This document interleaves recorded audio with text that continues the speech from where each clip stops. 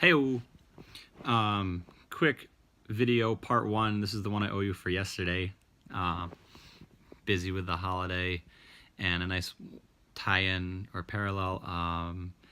This morning it was really icy, okay? And we kept the gym open. People who had SUVs came in, made it safe. People who were not comfortable, driving in the rain, stayed home. And I think one thing that people need to remember is when you're normally working out and it's part of your routine, missing one workout is not going to push you off the wagon or ruin it. I get what we did in Vernon this morning is more of a community thing. We had 43 people there, lots of Christmas colors. We had some put-in shots at the end. It was a good time. And one of the members noticed as we were starting the workout and getting ready, there was a gentleman outside running in the rain, the freezing rain, the icy sidewalks, and the poor guy took a digger on the sidewalk and slipped and fell.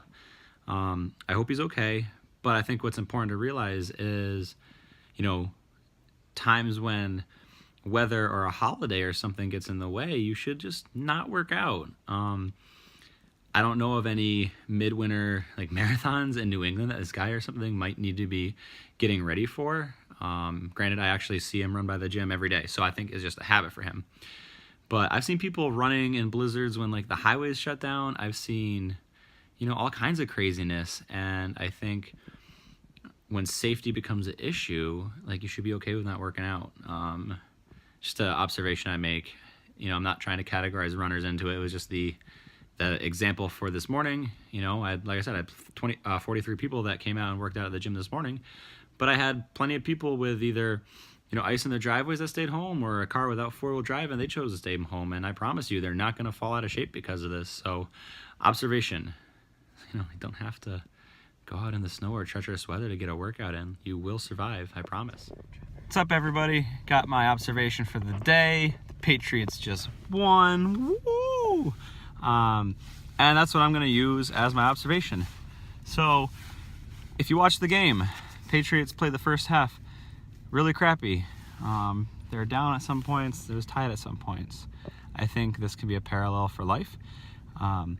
Everyone gets really excited about New Year's resolutions, how you start the season, okay?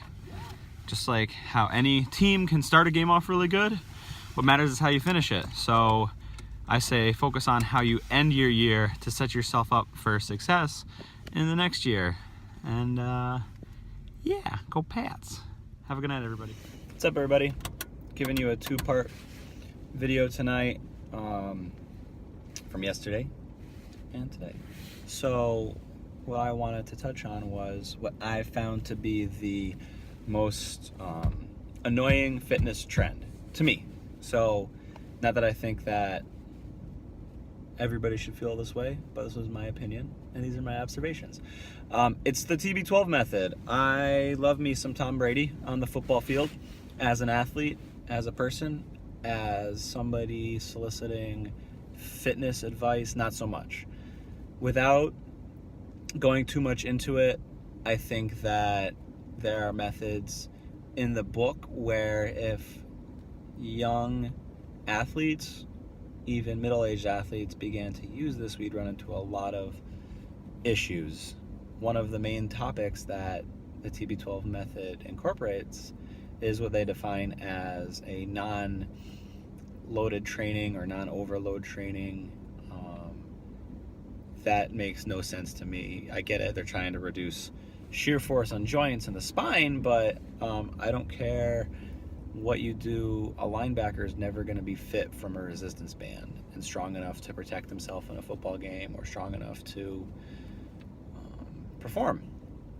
And if we were saying, oh, it's only for a quarterback, cool, I could maybe see that, but you go on their website and it's football, it's baseball, it's non-quarterback football positions, it's athletes that need muscle mass to perform.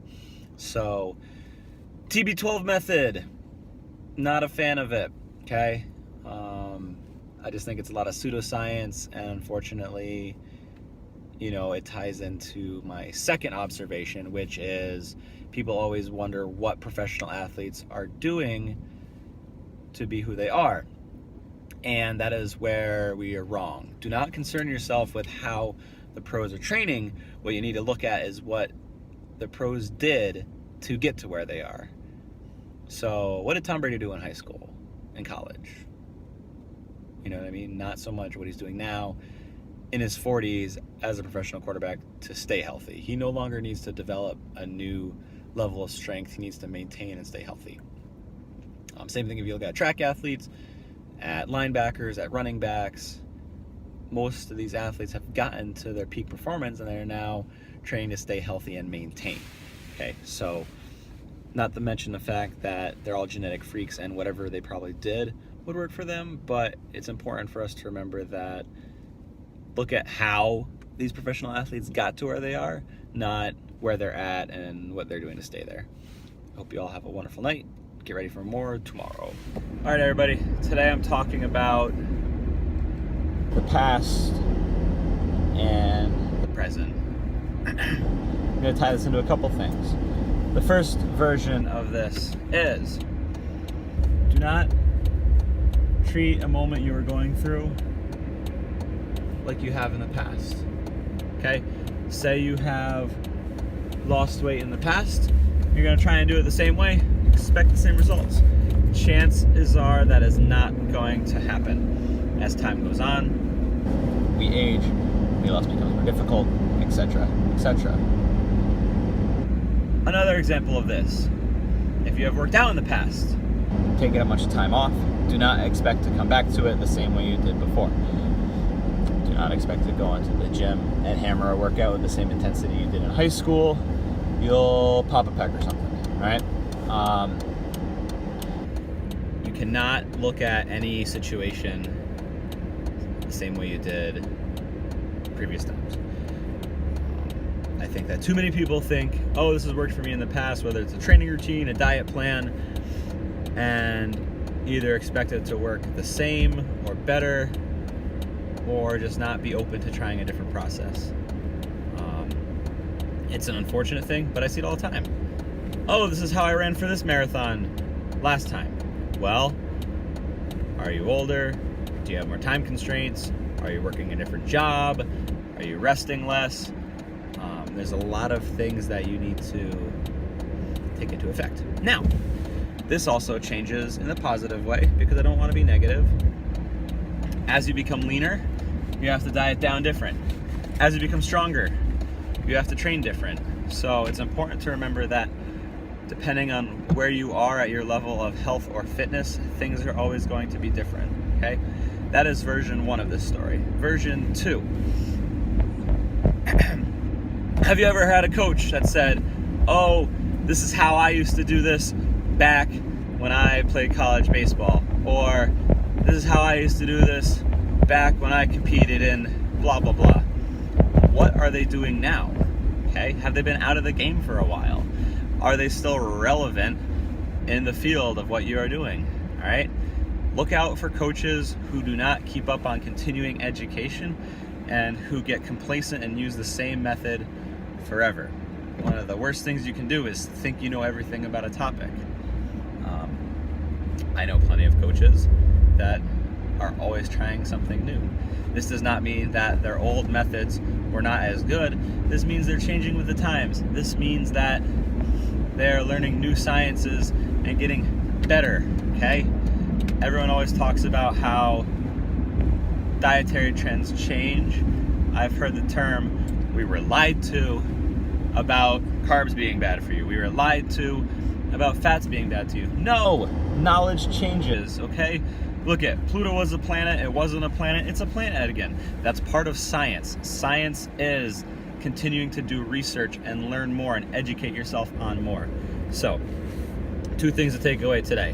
1, never treat yourself going through a situation the same as you had the previous time. 2, look out for coaches that have been doing the same exact thing forever, okay? If they are not open to new ideas, how do they know that they aren't doing something that's outdated or missing out on something new, or more importantly, are not willing to try something different to match a client, because everybody is different. So we're all a special snowflake, and I mean that in the best way. Have a great day. What's up, everybody? observation today, I see this a lot when people go on nutrition plans. They ask me which recipes or where they can find recipes that can fit their diet plan, that are approved by their diet plan. And I'm going to say stop. Stop looking for recipes. You're always going to make your time more difficult sticking to your plan when you do that. Why do I say this? There's no generic recipe that's going to fit your macronutrient ratios of a meal between protein, carb, fat, and vegetables, unless you've had somebody specifically make a recipe for you. So what I recommend is when you have a meal, pick a protein source, cook it, put it on your plate. Awesome. Decide what kind of carbs you want based off of how much you're allowed to eat, cook it, put it on your plate. Vegetables, load it up. Whatever your fat source might be, fat in the meat, avocado, whatever you've chosen, a sauce, okay? Get that in there. Once it's on your plate, do whatever the hell you want with it. Whip it up, mix it together. But I think when we get in this mindset of these crock pot full meals, these, baking dish meals, it's never going to fit a dietary restriction because it's too generic. Something will be too high, something will be too low, and then you're going to be playing catch up the rest of the day. Keep it simple, okay? Perfect example, shepherd's pie, okay? You cook up your beef, mash your potatoes, steam your corn, take your plate, measure out how much beef, how much corn, how much mashed potatoes you can get, whip it all together there. You have shepherd's pie. Everyone knows it doesn't stay together anyways once you eat it.